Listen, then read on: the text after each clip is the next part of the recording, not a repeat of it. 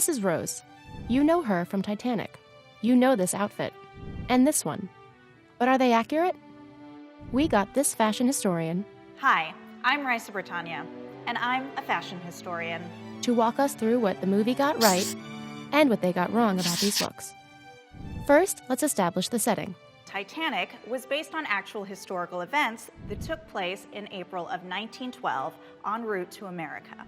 Here we're at the height of Gilded Age society, but also at the beginning of modern fashion. This film was meticulously researched, and the costume designer made sure that Rose had the latest styles straight from Paris. Costume designer Deborah Lynn Scott actually won the Oscar for Best Costume Design for this movie. To research this film, she looked at extant garments in museum collections, but also fashion publications from that time period. Let's start with Rose's iconic suit.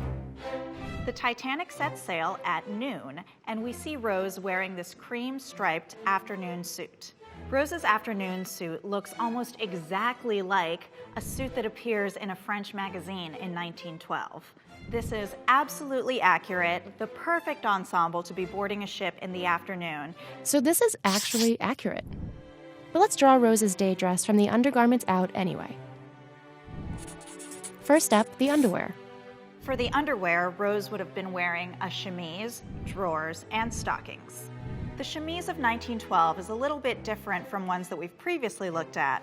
This one has a lot of delicate lace and a ruffled edge at the neckline. The drawers were less voluminous than they were in previous years, mostly because of the changing silhouette. You can see that she's wearing stockings here. Stockings were made of knitted cotton or silk and were usually light colored for day, sometimes even with inset lace. Next, the corset. We see Rose being laced into a corset in one scene of the movie where she has a really important discussion with her mom. You're not to see that boy again. The year 1912 specifically was a really interesting time for women in corsets because they were evolving and shaping with the silhouette, but the most modern women started to abandon the corset altogether. This scene perfectly illustrates this push and pull between this more tight-laced past and a more modern future. This is really the beginning of the straightened silhouette that we will see in the 1920s. Just 10 years before, the dramatic silhouette was called an S-curve, and you can see that in this picture here.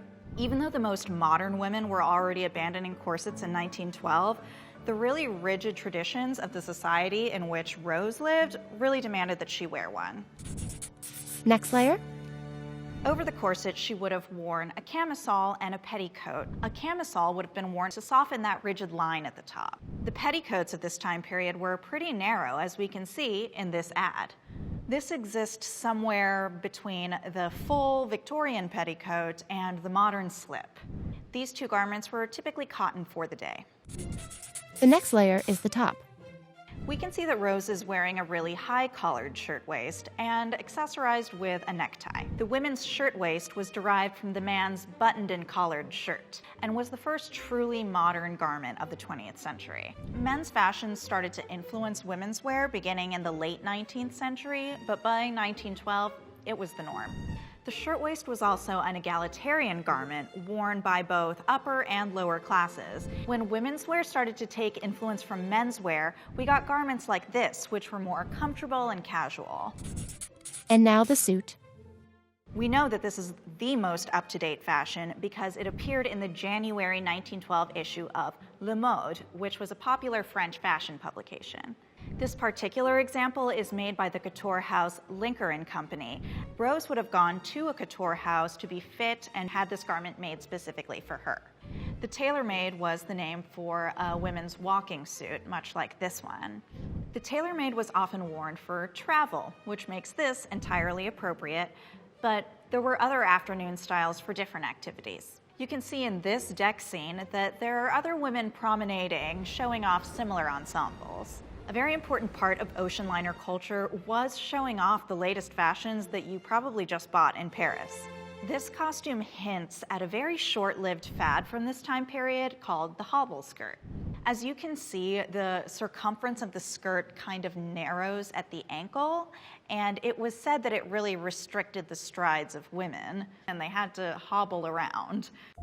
The next layer, her shoes. You can see her shoes right here when she steps out of the car. And they look like these. And then there's the gloves. The very first thing we see of Rose is her white glove. Gloves completed any Gilded Age ensemble, and women wore gloves anytime they were seen in public. Women would have coordinating gloves with each outfit. And as you can see, her white gloves perfectly match her cream suit. Moving on to the hair. When Rose removes her hat later indoors, we get a good look at her hair. She wears her hair up, which is accurate for her age and station. Hair was really only worn down by adolescents and young girls. After one's debutante ball, you would wear your hair up. We do see Rose with her hair down at other points of the movie. This could be anachronistic, but it was likely a character choice to really illustrate that Rose was an independent spirit and she really desired to break out of this constricting society. Over her hair would be the hat. This hat is the most iconic feature of this costume, and it really facilitates this dramatic reveal of her character. This style of hat was extremely fashionable for the time period. Hats actually reached their widest around 1910, when the brim would extend past the shoulders. At that time, it was called a Merry Widow hat, which is after a Broadway play called The Merry Widow. We can see that Rose's hat is made out of a heavily stiffened straw and decorated with a wide taffeta bow. Here you can see another kind of decoration used on hats at the time. And yes, that is a taxidermied bird. There was this trend of having taxidermied birds atop women's hats. This was so fashionable that it eventually depleted bird populations, and some species were even driven to endangerment or extinction. Unsurprisingly, these large hats were the subject of satire at the time. Because these hats were so large, the pins used to secure them were equally large. At this time, some women would use these really long hat pins as weapons to fend off predatory men.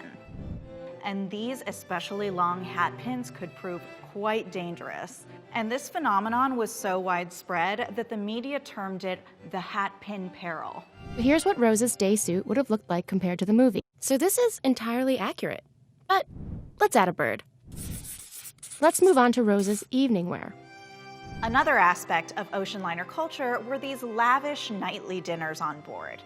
Because this is a nightly affair, we see a couple different dinner dresses on Rose. This was the height of Gilded Age society, and these women were spending more money than ever before on their clothes, so much so that they would have a different dinner dress for every night. These costumes were modeled off of real dresses. So these are also accurate. Now we're going to draw every layer of the evening dress. First up, the underwear. The underwear would be the same, but it would probably be silk instead of cotton for evening. She would be wearing stockings, and we do see that she wears black ones in the scene when she's dancing with Jag. For both of these evening dresses, darker stockings would be appropriate. And then the corset. When dressing for dinner, Rose might switch out her corset for a finer one made out of silk. Rose would have likely purchased her corset from a specialty shop in Paris if she was already there shopping. And then the next layer. An alternative to the camisole and petticoat was this single garment called the princess petticoat, which is similar to what would later be called the slip. For an evening dress this fine, a princess petticoat made out of a coordinating colored fabric would be standard. And then the main event, the dress. You can see the inspiration behind Rose's costumes in the designs from these very prominent designers from 1912. As you can see in these examples, a lot of these dresses incorporated layers of sheer fabric that were then embellished with beading. The fashionable silhouette of 1912 was actually remarkably similar to that of 1812. You can see a high waistline with a narrow skirt both here and here. This is an era in which Parisian designers were really creating the most forward-thinking designs. One of the most modern of modern designers was Lady Duff Gordon, who went by the name Lucille when she was a designer.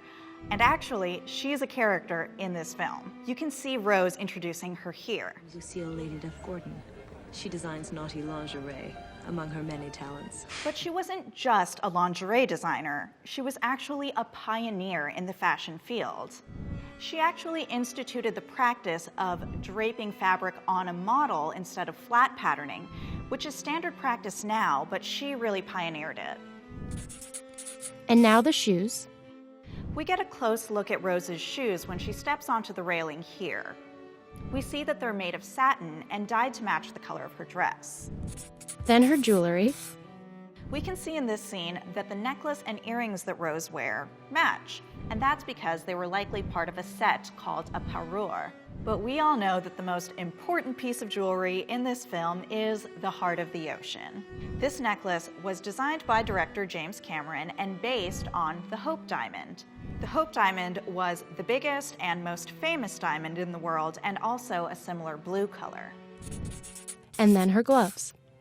We see all of the women in this scene wearing over-the-elbow or opera-length gloves just before going into the dining room. Women were expected to wear gloves anytime they were in public, but they were allowed to take them off when dining. And then her hair.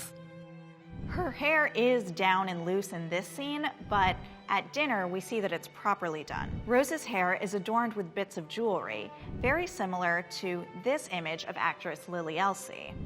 Because the fashionable hairstyle was so voluminous, you needed a lot of hair. Sometimes you would even use hair pieces to create additional volume. So when brushing their hair, women would save the hair that was on their hairbrush and put it into a little receptacle on their table, and then use that to create these hair pieces. Finally, her makeup. Every single aspect of this costume is accurate until we get to the makeup. If I'm going to fact check this, I'm going to say that this makeup is extremely 1990s. In the early 20th century, women actually wore very little visible makeup, and that's because to do so would align them with what society called painted ladies, and those were really women that were not considered respectable, like actresses or courtesans. It wouldn't be until the following decade that cosmetics would really become socially acceptable. We can see that Rose has the darkened eyebrows, eyeliner, and darker lipstick, much like Kate Winslet would wear off camera. Makeup is often the least historically accurate aspect of period films, and that's because actors and characters have to be appealing to modern audiences. So here's what Rose's evening dress would have looked like compared to the movie version. Pretty much the same. Titanic is as historically accurate as period films get. It's really only the makeup that betrays the period in which the film was made. The historical accuracy of this film is really owed to the meticulous research done, and that was out of respect for the tragedy. They did their research and it shows, and that's probably why this is an enduring classic.